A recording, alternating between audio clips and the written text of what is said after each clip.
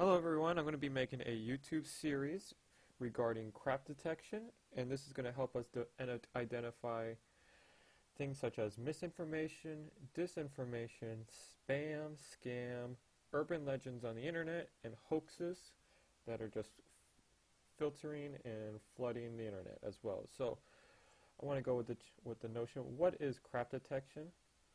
It is pretty much just asking questions to challenge the source. The who, what, where, why, when, and how. We gotta ask, who is the author?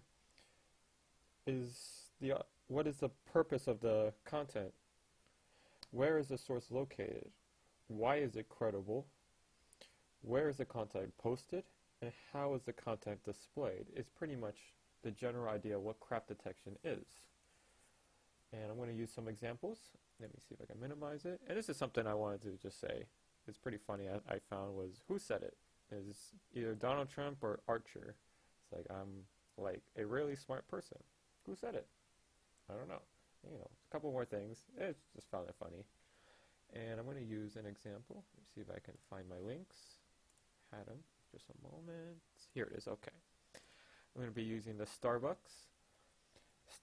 So in this article on Starbucks newest Frappuccino, exactly what we needed. So I had to figure out from the title that I assume this is a new Frappuccino, and this is what people wanted, and this is what Starbucks gave us. So I have to ask myself, who's the author?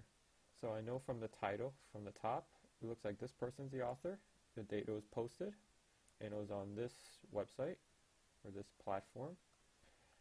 And I wanted to find out more about this author. So who is this person? So here's this person right here. It gave me a little brief description of what it is. I can also expand on it so we can figure out a little bit more. I'm gonna click on this person, follow the tab. It's going to be a freelance writer, writing, entertainment, and lifestyle. So pretty much the same thing as the last page. And she has like a brief funny thing regarding her. Trying to find the perfect oversized sweater. So not that important.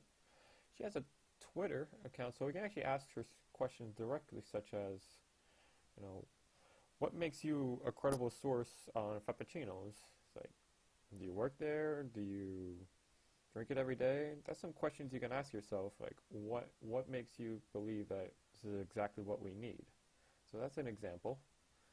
And I'm going to move on to another example. It's going to be CNN, and this is going to be regarding Obama's call for change and freedom in Cuba. So I have to ask myself, is this information disinformation? It doesn't look like it because it's from a credible source, CNN. Although it does have some bias in them, so you have to keep that in consideration. So you can say like some of the information may be tailored. It'd be considered a misinformation because it has an objective. So I'm going to look at this. So from here it looks like Nicole is the author, or it could be the person who last updated this article.